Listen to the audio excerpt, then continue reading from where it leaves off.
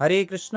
সুধী ভক্তবৃন্দ, ইদানিং ফেসবুকে একটা পোস্ট দেখা যাচ্ছে যেখানে বৃহন্নারদীয় পুরাণের একটা শ্লোকের রেফারেন্স ব্যবহার করে বলা হয়েছে যে ব্রতকালীন সময়ে এবং শ্রাদ্ধকালীন সময়ে মাথা নেড়া করা উচিত নয়। তো আমরা ছোটবেলা থেকেই দেখে আসছি, যদি কারো বাবা মা দেহত্যাগ করে তাহলে আমরা সেই আত্মার সদ্গতি কামনায় বিশেষ ব্রত ধারণ করে সেই আত্মার সদ্গতির জন্য আমরা মাথা নেড়া করি এবং শ্রাদ্ধ কর্ম করে থাকি। কিন্তু এই শ্লোকে বা এই শ্লোকের রেফারেন্স ব্যবহার করে যখন এরকম একটি পোস্ট করা হয়েছে তখন একটু ভাবার বিষয়। তো আজকের এই ভিডিওতে আমি সঠিক জিনিসটা আপনাদের সামনে তুলে ধরার চেষ্টা করব। তো আপনারা মনোযোগ সহকারে এই ভিডিওটি প্রথম থেকে শুরু করে শেষ পর্যন্ত দেখতে থাকুন। আর যারা সনাতনী ভাই বোনেরা আছে, আপনাদের বন্ধুরা আছে, তাদের কাছে এই ভিডিওটি শেয়ার করুন যেন তারাও এই বিষয়টি সম্পর্কে জানতে পারে। তো আমরা সকলে জানি যে কারো বাবা মা দেহত্যাগ করলে বিশেষ ব্রত ধারণ করে সেই আত্মার সদ্গতির জন্য আমাদের কর্ম করতে হয়। কেউ যদি সেটা নাও জানে তাহলে ব্রাহ্মণেরা বা পুরোহিতগণ সেটা তাদেরকে করিয়ে থাকেন। আর এটা করা উচিত। শাস্ত্রে এ সম্পর্কে কি বলা হয়েছে চলুন আমরা দেখি। স্কন্দ পুরাণ এবং গরুড় পুরাণ অনুসারে এই শ্লোকে বলা হয়েছে, কেশেষু চ নকাগ্রেষু রোমকূপেষু সংস্থিতাম মুন্ডনম ক্ষৌরকর্মম চ কৃতা পাপৈর্পহত। অর্থাৎ মানুষের পাপ বা মলিনতা চুল, নখের অগ্রভাগ এবং রোমকূপের গোড়ায় অবস্থান করে। তাই শ্রাদ্ধ বা প্রায়শ্চিত্তের মতো পবিত্র কর্মের পূর্বে মুন্ডন ও ক্ষৌরকর্ম অর্থাৎ নখ চুল কাটা করে মানুষের সেই অশৌচ বা পাপ থেকে মুক্ত হয়ে শুদ্ধতা লাভ করে। তো এই শ্লোকে আমরা দেখলাম যে আমাদের এরকম ব্রতকালীন সময়ে, শ্রাদ্ধকালীন সময়ে মাথা নেড়া করা উচিত। কিন্তু এই শ্লোকে বা এই পোস্টে কেন সেটা বলা হলো বৃহন্নারদীয় পুরাণের উদাহরণ দিয়ে? তো এখানে মুক্ত কেশ হইবে না, মানে মুক্ত কেশের কথা বলা হয়েছে। তো যিনি এটার ব্যাখ্যা করেছেন বা বুঝেছেন সেটা একটু ভুল বুঝেছেন। এখানে যে মুক্ত কেশ শব্দটি ব্যবহার করা হয়েছে মানে সেই ব্রতকালীন বা সেই শ্রাদ্ধকালীন সময়ে যদি কোনো স্ত্রীলোক সেখানে উপস্থিত থাকে সেই ব্রতকালীন সময়ে চুল খোলা রাখা যাবে না। আর পুরুষ লোকেরা যখন মাথা মুন্ডন করবেন, মানে মাথা নেড়া করবেন, তখন শিকা রাখতে হয়। আমাদের সনাতন সংস্কৃতি অনুসারে এরকম ব্রতকালীন সময়ে বা গুরুগৃহে যাওয়ার সময় শিকা রাখতে হয়।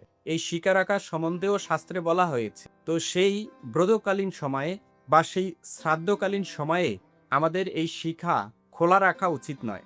এই শ্লোকে সেই কথাই বলা হয়েছে। তাহলে এখন এখানে প্রশ্ন আসবে যে আচ্ছা, আমরা মাথা নেড়া করি কেন? এটার সাথে শ্রাদ্ধ কর্মের কি সম্পর্ক আছে? মাথা না নেড়া করলেও তো হয়। আসল বিষয় হচ্ছে মনে। বিষয়টা এরকম, এ সম্পর্কে গরুড় পুরাণে একটা উপাখ্যান আছে।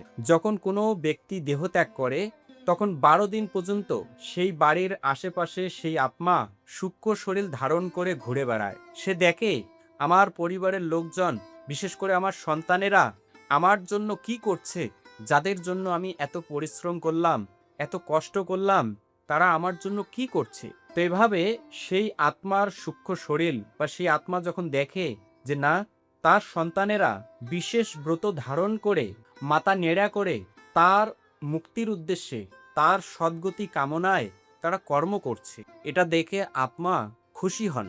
আর এটা আমাদের করা উচিত, এটা সন্তানের কর্তব্য। তারপরে সেই আত্মা সেখান থেকে যাত্রা শুরু করে। এখন অনেকেই বলতে পারে যে চুল ফেলে দিল, এটার মধ্যে কি এমন আছে? দেখুন, একটা মানুষের যে সৌন্দর্য, এই চুল শরীরের একটা অন্যতম সৌন্দর্যের প্রতীক বলে গ্রহণ করা হয় বা প্রতীক বলে মানা হয়। এই জন্য সেই চুল ফেলে দিয়ে, মানে পিতার উদ্দেশ্যে সৎকর্ম করার জন্য এরকম প্রায়শ্চিত্ত করা, এরকম কর্ম করা, এটা শাস্ত্রীয় বিধান। এটা আমাদের সবাইকে করতে হবে বা সবাইকে করতে হয়। আমরা এই সম্পর্কে মহাভারতে দেখতে পারি যে চুল যে আমাদের শরীরের একটা অন্যতম অংশ। দ্রৌপদীর 5 জন পুত্র ছিল, 5 জন সন্তান ছিল। অশ্বত্থামা যখন সেই 5 জন পুত্রের মস্তক কেটে ফেললেন, তাদেরকে হত্যা করলেন, তখন অর্জুন তাকে ধরে দ্রৌপদীর কাছে নিয়ে এসেছিল। দ্রৌপদী চাইলে হত্যা করার নির্দেশ দিতে পারতেন, কিন্তু দ্রৌপদী যেহেতু ধর্মশীলা ছিল, এই জন্য তিনি বললেন যে যেহেতু অশ্বত্থামা গুরুপুত্র, তাই তাকে হত্যা করা উচিত নয়। আমরা তো তার মতো নই বা তার মতো অপরাধ করতে পারি না, তাই তাকে হত্যা করা উচিত নয়। তাহলে কি করা উচিত? ভগবান শ্রীকৃষ্ণ বললেন, হে অর্জুন, তুমি একটা কাজ করো। এই মানুষের শরীরের একটা অন্যতম অংশ চুল। এই চুল হচ্ছে মানুষের সৌন্দর্যের প্রতীক।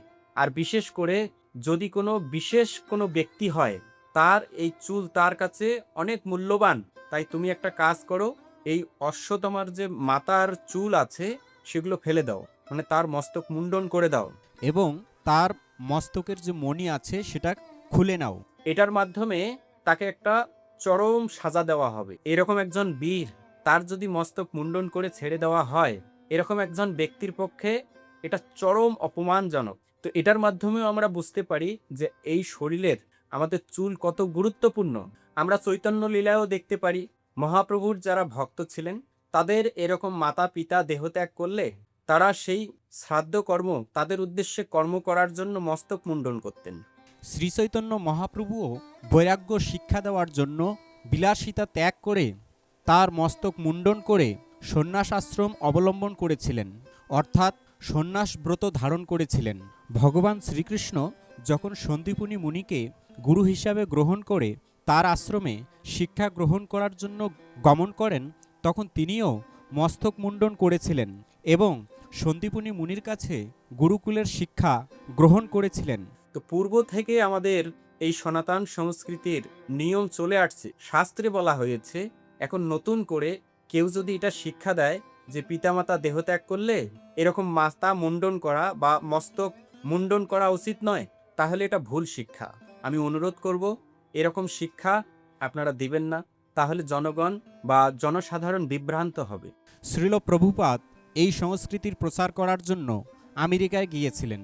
এই সংস্কৃতি এখন শুধু ভারতবর্ষে নয়, সারা পৃথিবীতে, আমেরিকায়, ইউরোপে, ইটালি, জার্মানি, সারা পৃথিবীর মানুষ এই সংস্কৃতিকে অনুসরণ করছে, তারা উপকৃত হচ্ছে, তারা ভগবানের বিশেষ বিশেষ কৃপা লাভ করছে।